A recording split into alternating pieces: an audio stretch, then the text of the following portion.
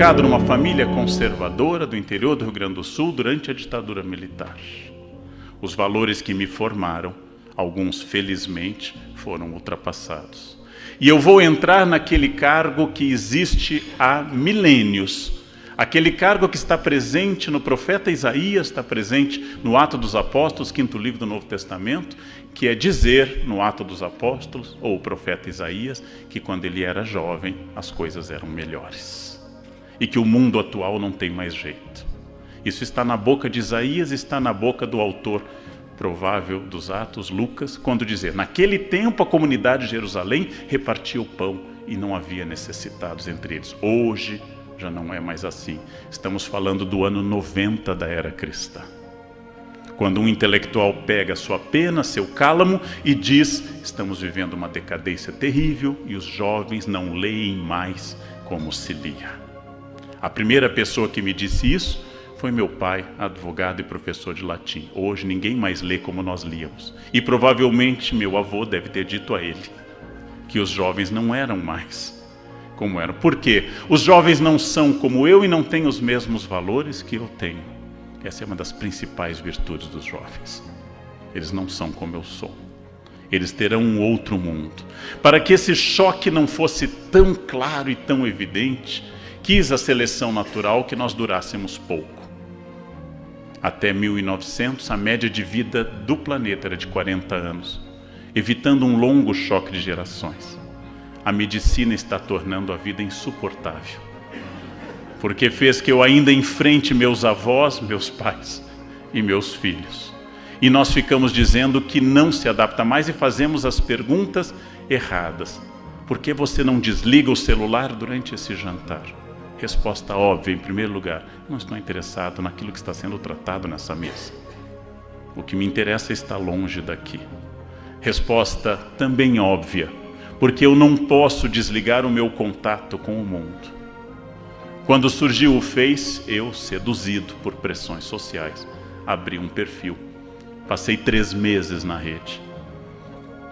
Constatei que as pessoas informavam se havia sol ou se haviam comido.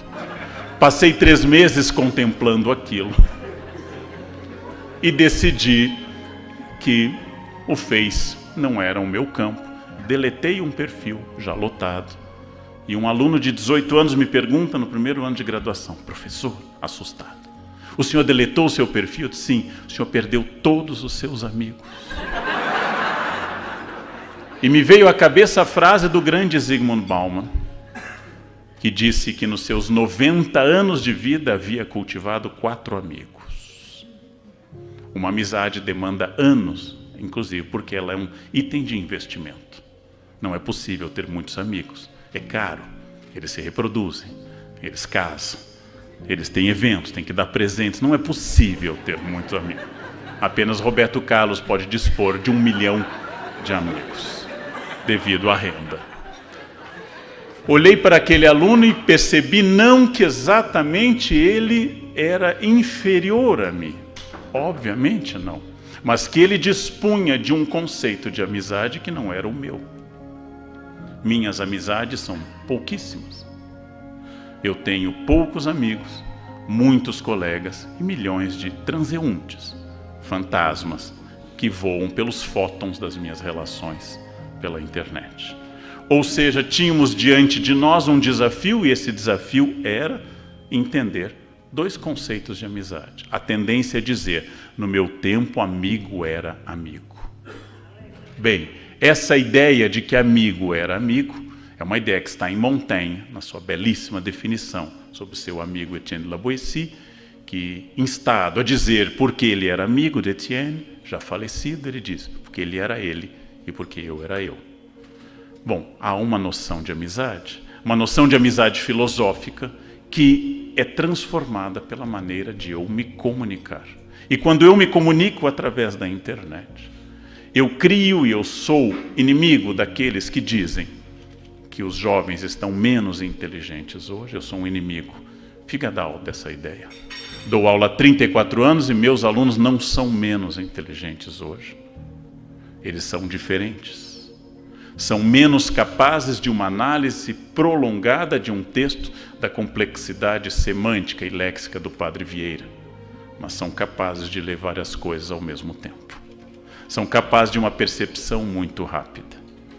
Quando eu entendo isso, eu entendo como o meu texto, especialmente meus textos nos quais tento ser simples, como nas crônicas do Estadão, e recebo a notícia que eu estou escrevendo de forma parnasiana, porque eu usei verbos sofisticados como contradisse. Fulano contradisse cicrano. Eu estou escrevendo para um público que morrerá comigo, provavelmente.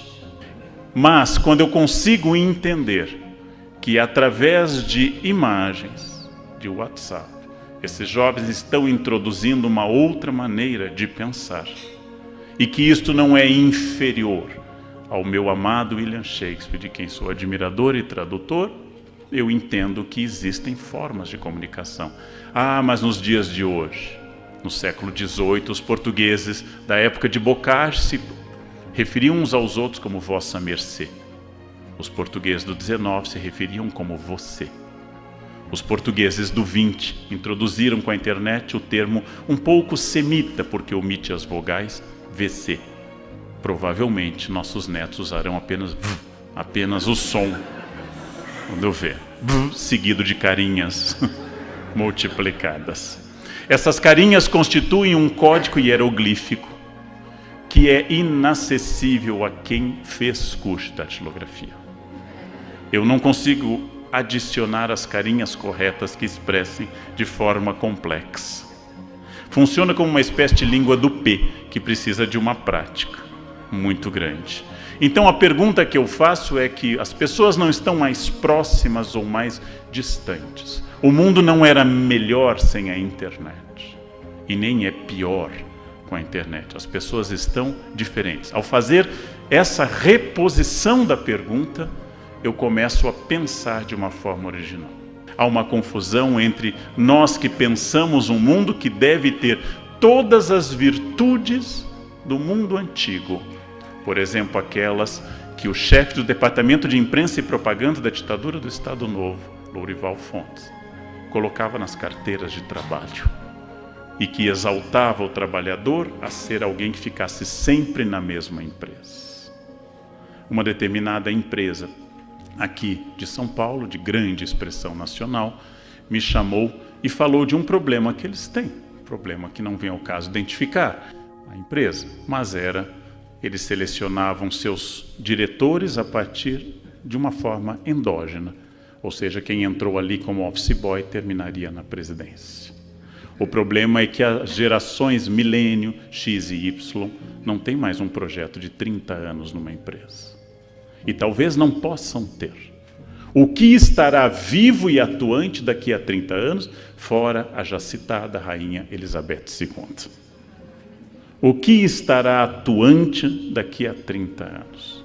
Eu não tenho a menor noção, porque pela primeira vez na história, a aceleração é de tal forma transformadora que os paradigmas não mudam mais de uma geração para outra, mas mudam dentro de uma mesma geração várias vezes. E a todos nós que vivemos entre o diálogo do passado, que se esvai, como na metáfora de Agostinho, no capítulo 11 da Cidade de Deus, e de um futuro que nunca chega, nós vivemos num momento em que ninguém sabe o que acontecerá. Nada sabemos sobre o futuro. Não temos a menor condição, não temos a menor possibilidade de estabelecer este futuro. Mas temos as condições de questionar as perguntas sobre o presente, e entender que eu não sei o que ocorrerá em 10 ou 20 anos, mas as pessoas mais bem preparadas estarão em uma posição melhor para fazer novas perguntas. Para encerrar, porque meu tempo se encerra, e passamos ao formato seguinte, eu diria que reformular as perguntas, não criar a nostalgia do passado, aprender a ouvir meus críticos e, por fim, formular algo que seja inteiramente novo, mantendo aquilo que não muda. E uma das coisas que não muda é a frase do famoso Francis Bacon, com a qual eu encerro essa fala. O que nunca muda e nunca mudou é dito por um filósofo inglês, por sinal, afastado do cargo de juiz por corrupção. Francis Bacon, o famoso Chico Toicinho. Francis Bacon disse, no início do século XVII, conhecimento é poder. Isto nunca mudou na história. Conhecimento é poder. Quem lida com o conhecimento, informação, cultura, poder material, sabe que saber é poder. Então não se trata de qual resposta eu vou encontrar, mas de qual pergunta eu vou formular. De qual nova pergunta eu vou fazer para encontrar uma nova resposta. Conhecimento é poder. Quando eu tenho uma nova atitude, um novo enfoque, eu mudo. Durante 300 anos na cidade de Górdio, todos tentaram desatar o nó, já que a profecia dizia que quem desatasse o nó governaria a Ásia. Alexandre olhou e viu que todos tentaram da mesma forma. Pegou a espada e cortou o nó ao meio. Não se trata de dar uma resposta a um enigma conhecido, mas perguntar qual a base, a arquitetura e o andaime desse enigma para dar uma outra resposta. Como dizia Bill Gates, se eu perguntasse aos meus clientes, citando Henry Ford, o que eles queriam, eles teriam dito cavalos mais velozes, e eu dei o Ford T. Às vezes não é exatamente o que as pessoas querem, mas o que nós podemos perguntar que façam elas desejarem mais e melhorar. Esta é a nossa contribuição, inclusive, para a cidadania de um país tão atacado ultimamente nas suas bases estruturais e que só continua existindo porque vocês e eu continuamos acordando cedo, trabalhando e fazendo o que devemos fazer, senão já teria desabado por completo. O que não muda nunca, o que não mudava em 1951, quando Getúlio Vargas assumiu a presidência, o que não muda em 1851, um ano após a lei Eusébio de Queiroz, o que não muda nunca. Em primeiro lugar, a partir do autor Francis Bacon, inglês do século XVI para o XVII, a frase e a ideia: conhecimento é poder. Conhecimento dirige o mundo sempre. Conhecimento de tudo. Conhecimento é poder. Francis Bacon lançou essa ideia no seu livro Novum Organum e ela é fundamental para nós. O que eu sei se torna um empoderamento da minha existência. Excluir, por exemplo, populações pobres de uma educação efetiva, excluir mulheres da escolaridade, foi uma estratégia de controle.